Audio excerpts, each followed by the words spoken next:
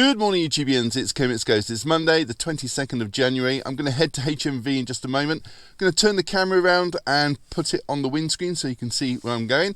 And then we're going to grab a coffee, see what's out, take you back, show you what I picked up. Simple as that. So let me turn the camera around and head up to HMV. So as I mentioned, it's a Blu-ray release week, but there's not a huge amount out. I would say it was a healthy amount release-wise this week. Personally, I'm only after one title, but I did pick up two of last week's new titles, which I've watched and I'll talk about in the conclusion. I also picked up a Criterion title from CEX in Eastbourne on Wednesday, I think it was, and I've also watched that as well. So after I've shown you the new releases in HMV, I'll pop along to CEX on Western Road, see if they've got anything interesting in there. There's actually a new CEX opening just down the road from me near London Road Open Market, where I picked up that Frankenstein figure a couple of years ago. So we'll have three CEXs all within a few miles of each other, which will be very convenient for me. Thinking about it, there's also an independent second-hand movie store just 2 minutes up the road from me in St James's Street, so I'm really spoilt for choice. Happy days. Okay, it's Costa coffee time, and this is by far the best location inside Churchill Square shopping mall at 8:30 a.m, so not many people about. Mall only opens at this time of the day for Costa and McDonald's, and I see they're still using those Christmas cups. Nice. Well, as I head into HMV, they're advertising an album for Green Day called Saviours, which comes with a pink vinyl and a poster. There's also a CD available. But what t-shirts made it to the mannequin this week? Well, it's still Batman, but it's a different design from last week's. The first one to show you is Doctor Who Season 17. It's taken a long time to come out. The same edition has been out in the States since 2022, and the special edition's been in the UK since 2021. It's just priced at $32.99. Tom Baker is a Doctor in this one. Spoiler alert, I will be getting this one and talking about it a little bit later. Next is RMN, a Romanian drama from 2022, set in Transylvania during a holiday season. The title is a Romanian acronym for a brain scan. This is priced at $12.99 and it carries a 15 certificate. Next is an Arrow release of Blood and Black Lace, an Italian horror from 1964 directed by Mario Bava. It's the story of multiple murders occurring to cover up a murder, plus you got a missing diary as well. This is yours for $17.99 and it carries an 18 certificate. Next is a documentary called Scala, which is about the Scala Cinema in King's Cross, London, and it's based on the book by Jane Giles, and it covers a raunchous period from 1978 to 1993. This BFI release is priced at $16.99, carries an 18 certificate. Another BFI release, this time The Eternal Daughter. It's a mystery drama from 2 years ago about a mother and daughter who return to their former home, which is now a haunted hotel. This stars Tilda Swinton, Joseph Maidel, and Carly Sophia Davis. This is yours for $16.99 and it carries a 15 certificate. Next is the second sight release for High Tension. This is the 4K limited edition, limited to what I cannot say. This particular edition comes with a 70-page book and 6 art cards, as well as a rigid slipcase and many special features. This one's priced at $39.99, whereas the 4K standard release is priced at $24.99. I couldn't see the Blu-ray, but there is one available apparently for $17.99, and they all carry an 18 certificate. Next is the Arrow 4K limited edition release for Carrie, and this includes a 40-page perfect bound book, whatever that means, a reversible sleeve, double-sided poster and double-sided art cards, plus a whole bunch of special features. All this is yours for $29.99. Next is Trolls Band Together, the sing-along edition. This animated feature has the voice talents of Anna Kendrick, Justin Timberlake and Camila Cabello. This 92-minute Universal Studios release is yours for $14.99. Comes with a U certificate. Or you could go for the DVD, which is also a sing-along edition with 14 songs, and this is priced at $9.99. Next is the Vogue Cops and Racketeers standard release. 2 movies on this one, The Big Racket from 1976 and The Heroin Busters from 1977. Limited edition came out 2 years ago, so if you've been waiting, it took some time, but here it is now. This is priced at $17.99. Well, next we have an Arrow release of Ju-On, the Grudge collection, which contains The Curse 2, The Grudge, The Grudge 2, White Ghost and Black Ghost. The original release of this has The Grudge 4K included. In this set we have just the standard Blu-rays, and that is priced at $49.99. However, you can now buy the 4K version of The Grudge separately for £21.99. Next we have an Arrow release of the Lucas Moodysson collection. There are 7 movies in here, which covers a time frame from 1998 to 2013 with a total runtime of 702 minutes. Carries an 18 certificate and is priced at $49.99. Just £7 per movie.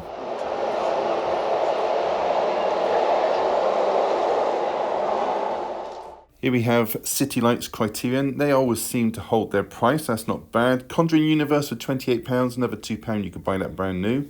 Never Say Never Again. Now out of print, and the price reflects that. So here we have the Outsiders 4K limited edition set for £32.99. I don't know if that's good or not. Next to that we have the Batman 4 film set on 4K. The box was in excellent condition. £35. Not sure if that's good or not. And underneath we have Cutthroat Island 4K for £12. That seems pretty good to me. Here is the Batman TV show, which you can buy new for £2 more for £29.99 on Amazon. This is in appalling condition, so I'd wait and get it on Amazon. Back to the Future trilogy for £8. That's good. Blue Beetle £8. That's good. The Tim Burton set for £25. That's good because that's out of print. That's going for £61 on Amazon.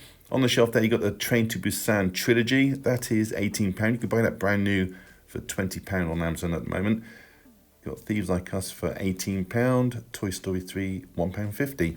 Got the Wire box set there for £35, that's £45 on Amazon, so you save yourself a tenner. Again, Urban Legends, that's £25 on Amazon, so you want to save yourself a tenner, pick it up from CEX for £15. That set of The Species, the deluxe edition, is going for £35, so you can save yourself £15 by getting it here in CEX. And as for Star Wars, well, that ranges from £10 to £80 on Amazon, so take your chances there. £15, that's not a bad price. These old Star Wars Force Awakens, £1. What a bargain. They were 15 quid when they came out. And the Force Awakens there with a different cover, £1 again. So a few along here, we got Murphy's Law, that's retailing at around £13. Mayfair Witches, £18, £2 more, you can buy that brand new. And then you got Agents of S.H.I.E.L.D., Morbius. We have Memphis Belle, great film. And on the end, The Magic Christian, which is £6 new anyway. Hey everybody, welcome back. So there's 4 titles to show you today. One that came out today, 2 that came out last week, and one that I picked up from CEX during the week. So let's crack on with it. Okay, I'm going to start off with Doctor Who Season 17. This aired 1979 into 1980, apart from the last story arc, which is the final 6 episodes. Didn't air for another 38 years, not until 2018, and I'll explain why in just a moment. The Doctor is played by Tom Baker. He has been now for the last 5 years, and as a result, Tom was having a bigger influence on his character development. That was because he was such a popular Doctor, and I think he was trying to aim this towards a much younger audience, if I'm honest. Story arcs in this are as follows. We have 4 episodes, Destiny of the Daleks, which was written by Terry Nations. The next 4 episodes, City of Death, had multiple writers. David Agnew, real name Anthony Reid, Douglas Adams from Hitchhiker's Guide to the Galaxy fame, Graham Williams and David Fisher. Next 4 episodes are The Creature from the Pit, that was written by David Fisher. The next 4 episodes after that, Nightmare of Eden, written by Bob Baker, who actually went on to co-write a lot of Wallace and Gromit material. 4 episodes after that, Horn of Nimon, written by Anthony Reid. And the last 6 episodes of Shada, written by Pennant Roberts. And Shada wasn't aired because of a strike at the BBC. See, the studio shots couldn't be filmed, but the location shots were all finished. So 38 years down the line, they added the enhanced animation sequences to fill in the gaps. And that's going to be interesting because I've not seen any of the Shada story arc at all. K9 makes an appearance in this, voiced this time by David Brierley, and the overall runtime is 735 minutes. Let's take a look inside and see what you get for your money. So the outer box and the case have the same image, although on the back you have all the tech specs. On the back of that you've got some lovely artwork. All the discs have different images and each disc covers a story arc, apart from the last disc, which is bonus material. There is a 12-page booklet that gives you information about the episodes included. And on the reverse of the cover there's an image from inside the TARDIS with K9. So that was Doctor Who Season 17.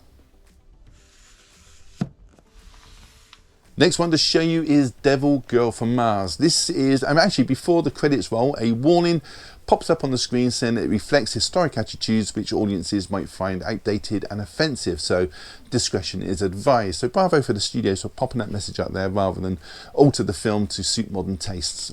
Now this is a 1954 black and white British sci-fi B-movie directed by David MacDonald, not a sponsor.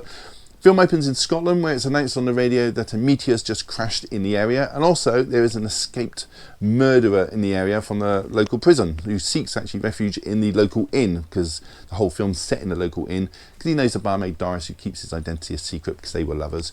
Also at the inn, you've got a Mr. and Mrs. Jameson who run the inn, Doris, the barmaid who I mentioned, a model named Eileen who's hiding from a messy affair, a visiting journalist called Michael, and an astrophysicist named Arnold. Those two have been sent to investigate the meteor site.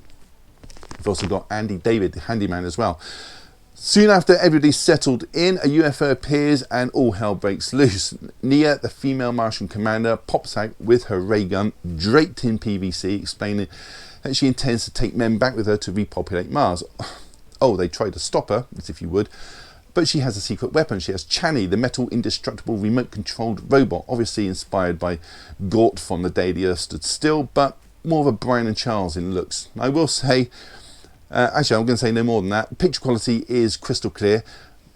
Nia, played by Patricia Laffin, is clearly having a lot of fun with the role. It's got a runtime, this one, of 1 hour 17 minutes, well worth checking out. Let's take a look inside. So the slipcover and the cover have the same image, and look at that robot on there. He looks menacing.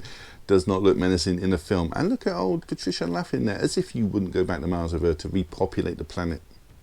The front cover image has been put onto the disc, and there are art cards. So that was Devil Girl from Mars. And if you do get this, I recommend you listening to the audio track that has a commentary by Kim Newman. Very informative. Just had a blast with this, and the sound on the UFO when it comes over. Brilliant.